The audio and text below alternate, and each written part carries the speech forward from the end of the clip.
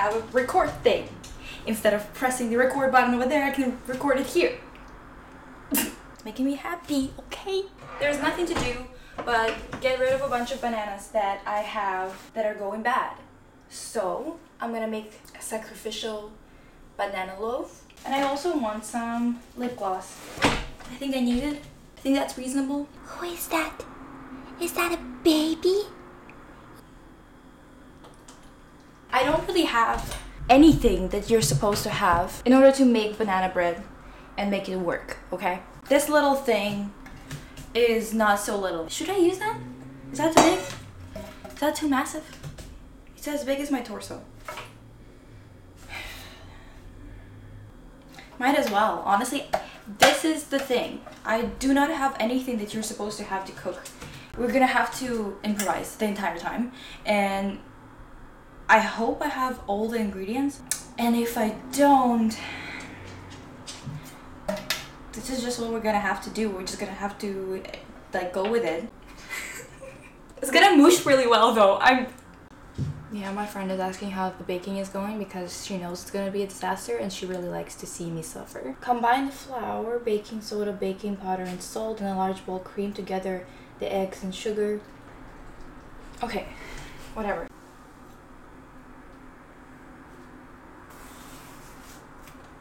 Is it okay that it's that dark? Like, is that normal? I really don't know, okay? Don't make fun of me. How have you guys been doing lately? I am in quarantine alone, and while I am very extroverted, a lot of people aren't, and their way of coping is, you know, minimizing the amount of people they talk to, when for me it's kind of would be ideal if it was the opposite. Gets mashed pretty easily, so that's good. I'm kind of feeling maybe not in tune with my younger self, but I feel like I'm 11 again and it's summertime and I've got nothing to do. But also I'm very anxious because I do need something to do, and not just something to do right now as much as I just need a plan for the future, because when we reopen, even if temporarily, I'm still gonna need a job. I just finished university, so I have a degree, but no one is hiring. So even without the pandemic, the rate of like people getting hired of our age, but by our age I mean 22 to 25, I guess, or something like that. Like, not a lot of people actually get to have a job, really. And I'm sorry to anyone who's listening to this and wants to kind of get away from everything. I am making sacrificial banana bread. It's gonna be fine. I felt the same feeling as I used to feel when I was like 11 or so. I thought about revisiting things that I enjoyed back then, things that only relied on me having a computer, really.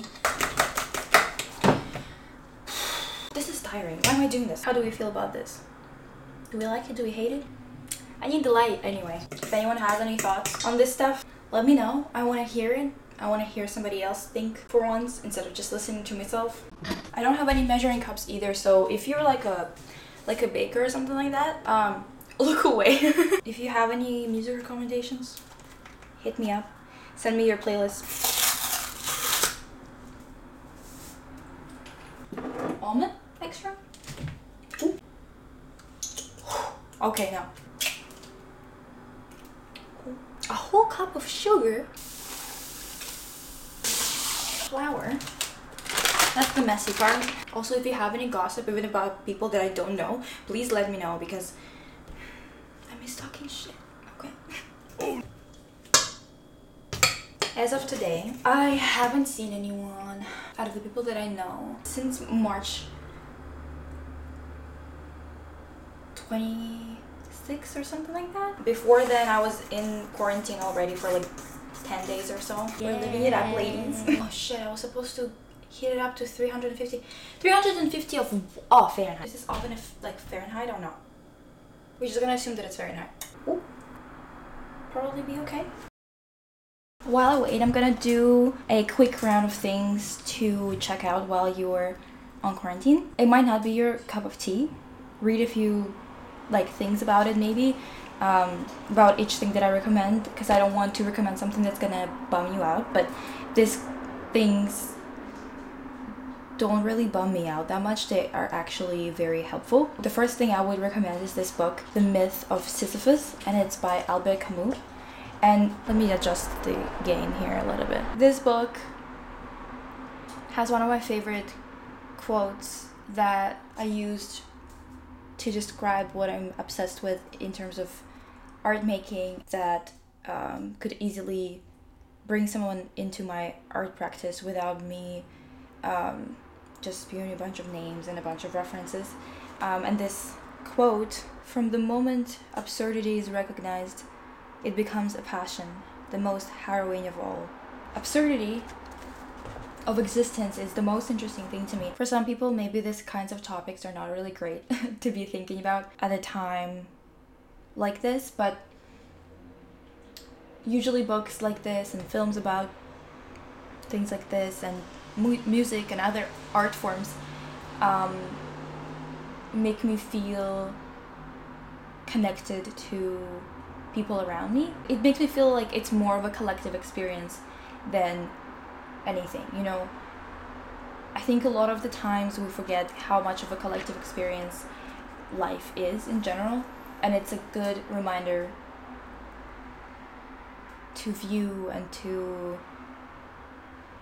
listen to these artworks that speak volumes to us about our own existence. This book made me feel very understood, because a lot of the things that I think are a given are treated as a given in this book and then elaborated on them instead of it being just a statement about the absurdity of existence. It actually explores it in a very logical way that makes a lot of sense to me in terms of I guess I'm just one of those people that are so obsessed with themselves that they really like to read things or see things that describe their thoughts or their feelings in the best way possible, and I feel like this is a really good text to keep you company in your contemplation. Another piece of art that I think I would recommend is film Solaris. That film is very it's hard, it's difficult to digest. I don't think there's any translations to English. I mean, there's probably something with subs. That film is not about dialogue as much as it's about visual experience. And if you are a visual person, if you're into visual art, if modern art is something that you're interested in, I think you're gonna appreciate watching that movie. To me, it's about solipsism, what can be considered real and what can be considered just figment of imagination, and if there's a difference between the two. I will make a whole other video on this movie because it's my favorite movie, I think, of all time, and I don't rewatch it that often because it's 3 hours. It's a lot. It's a commitment in terms of time. It's a commitment in terms of many things, and I think that I rarely get to watch something in this state of mind when I am welcoming deep contemplation instead of being afraid that it's gonna bring something out of me. I mean, I'm still kind of afraid of everything in terms of watching and reading things that might make me feel a certain way, because I never know when my anxiety and depression are gonna take over, and it's gonna be, kind of sucky if I bring it upon myself by just reading something or watching something. But these things don't actually make me feel negatively about existence as much as they make me feel very appreciative of existence and of consciousness of it all. Another thing is a very classic thing, and I know that many of you probably have experienced it in one way or another, obviously, but it's Beethoven's Sonata number 5, second and third movements. I know the first one is very famous, but to me, the first one and last one, I don't really care for them. I really like the second one and the third. I think there's something really beautiful about those movements, even though it's very much a cliche to talk about that symphony in general. It's very famous. It's, but basic doesn't mean bad. I don't know. This is basically what I'm doing right now. I'm reading Camus. I'm watching Tarkovsky, and I'm trying to make myself a little bit less anxious about doing those things, because all of these things, thinking, watching things carefully and enjoying them, it takes a lot of time, and spending time on things causes me anxiety. It always does, because of the speed that we live at and because of how little time I feel like I have to make an impact or succeed. So I'm trying not to feel guilty about enjoying this book and this film that are so demanding in terms of time.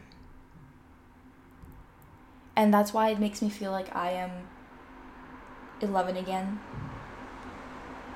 Because back then I had time to enjoy things very deeply and fall into them even if they were silly, and not have to justify them as something that is profound or useful for my overall existence. Maybe not existence, because it was useful for my existence, but useful for my future, for my career, for my accomplishments that I already felt like I was supposed to be getting at. Let me know what you're reading, what you're watching, what you're listening to. I need new music. And in about 40 minutes, my banana bread is going to be ready, and I'll show it to you. It's done and it's good. Even though I didn't measure anything and I don't have any tools.